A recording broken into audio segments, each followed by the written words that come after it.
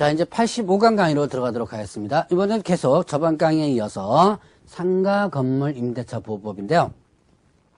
자, 이 상가 건물 임대차 보호법에서 이제 주택임대차 보호법과 또 다른, 자, 계약갱신 요구 부분도 주택임대차 보호법에 없는 내용이지만 이 권리금 내용도 주택임대차 보호법에 없는 내용이고요. 이거는, 제 작년에 생겼던 부분입니다. 2015년 때 새롭게 들어온 내용으로서 사실 배우다 보면 뭔가 좀 이상해요. 엉터리로만 개정돼가지고 문제가 좀 많아요. 그러나 문제가 많더라도 법은 법이기 때문에 여러분들이 공부를 좀 해놓고요. 앞으로 개정된다고 하는데 언제 개정할지 모르겠습니다. 개정되면 그때 다시 한번 체크를 해서 한번 또 강의를 또 하도록 하죠.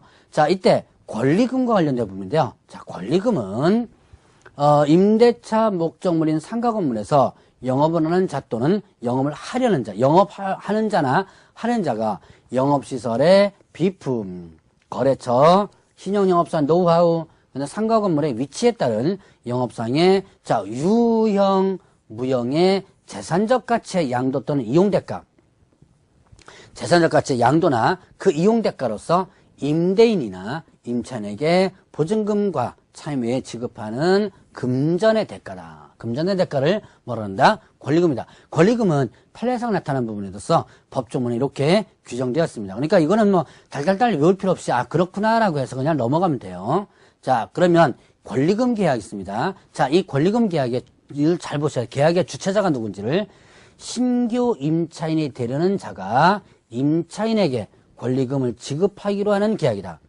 자, 신규 임차인이 되려는 자가 임대인에게, 이렇게 되면 틀리죠.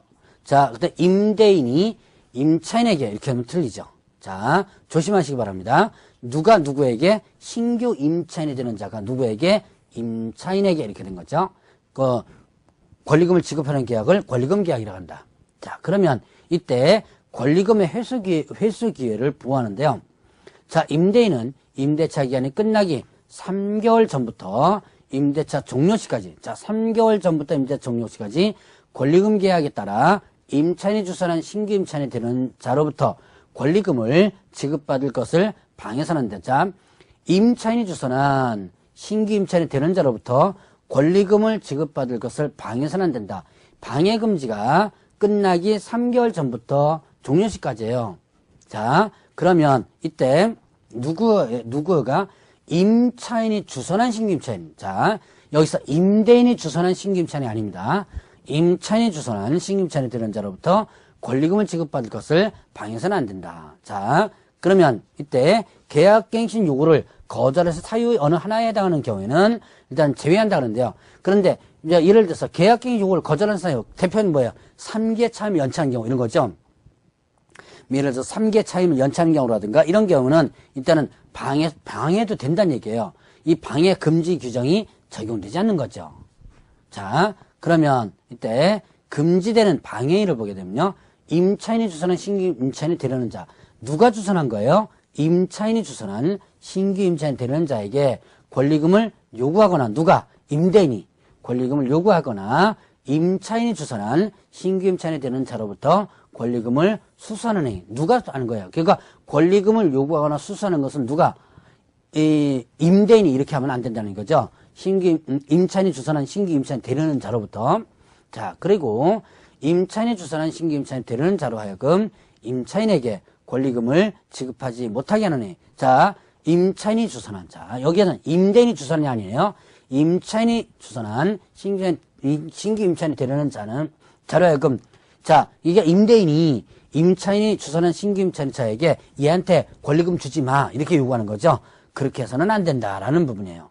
자, 그 다음에 또 임차인이 주선한 신규 임차인이 되는 자에게 상가 건물에 관한 조세 공과금, 주변 상가 건물의 차임 보증금 그 밖의 부담에 따른 금액에 비추어 현저히 고액의 차임과 보증금을 요구하는 행위. 자, 이건 뭐냐면 상가 임대차 보증금이나 월세를 이걸 너무 터무니없이, 시세보다 너무 터무니없이 요구하는 거예요. 그래놓고 뭐 하는 거야? 하든지 말든지 마음대로 해. 대부분 계약을 깨려고 많이 요구하는 경우가 있죠.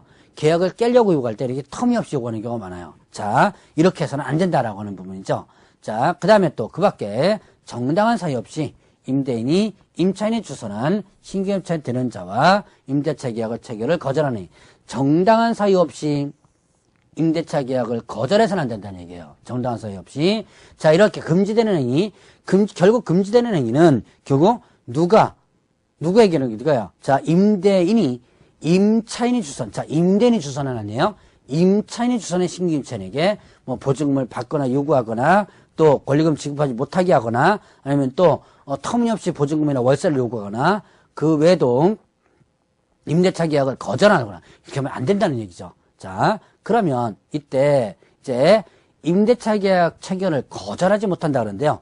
거절할 수 있는 예외적인 규정이 있습니다. 자, 임대차 계약의 체결을 거절할 수 있는 경우는 어떤 경우냐? 임차인이 주선한 신규 임차인 되려는 자가 보증금 또는 차임을 지급할 자력이 없는 경우. 참 이 문장을 보면요. 엉터리로 개정됐다는 이 엉터리로 만들었다는 것이 상당히 많이 보이는데 여러분들도 이해가 잘 안 되는 경우가 있을 거예요. 이거는 국회에서 법을 만들 때 적어도 이 법을 만드는 사람이 상가임대차를 한 번이라도 좀 임차인이거나 임대인으로서 한 번이라도 좀 해본 사람이 하나도 없는 것 같아요. 그래서 자, 이런 보면 좀 이게 이해가 안 되는 경우가 좀 많습니다. 임차인이 주선한 신규 임차인 되려는 자가 보증금 또는 차임을 지급할 자력이 없는 경우 실제로 어떻게 알아요, 이걸? 들어오는 사람이 자력이 있는지 없는지 실제로 모르거든요.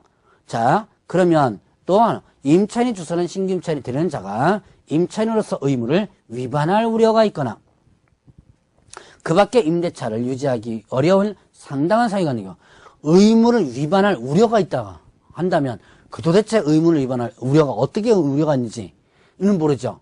자, 아주 자의적인 해석이 나올 수 있는 그런 부분입니다. 어쨌든 거절 사유가 이런 부분이 있으니까 여러분들 이제 알아두고 넘어가셔야 돼요. 자, 그 외에도 임대차 목적물인 상가 건물을 자, 1년 6개월 이상 자, 숫자 기억해 놓으셔야 돼요.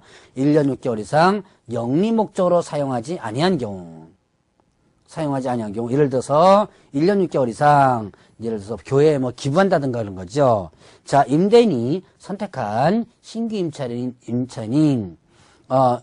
선택한 신규 임차인이 임차인과 권리금 계약을 체결하고 그 권리금을 지급하는 경우 누가 선택한 신규 임차인이 임차인이 아니라 임대인이 선택한 신규 임차인이 임차인과 권리금 계약을 체결하고 권리금을 지급한다라고 한다면 이때는 임차인이 주선한 신규 임차인과 계약을 체결을 거절할 수 있다라는 얘기죠. 자, 그래서 이 거절할 수 있는 사유들 잘 한번 체크해 보시고요. 특히 이 숫자 1년 6개월 요거 어려운지 좀 조심해서 보시기 바랍니다. 자, 그러면 손해배상 청구와 관련된 부분인데요. 자, 임대인이 권리금을 지급받는 것을 방해하여 임차인에게 손해를 발생하게 한 때 그 손해를 배상할 책임이 있다. 자, 일단 권리금을 지급받을 것을 방해해가지고 임차인에게 손해를 발생하겠습니다. 그럴 때는 그 손해를 배상할 책임이 어떻게 된다? 있다. 손해배상 책임이 있는데요.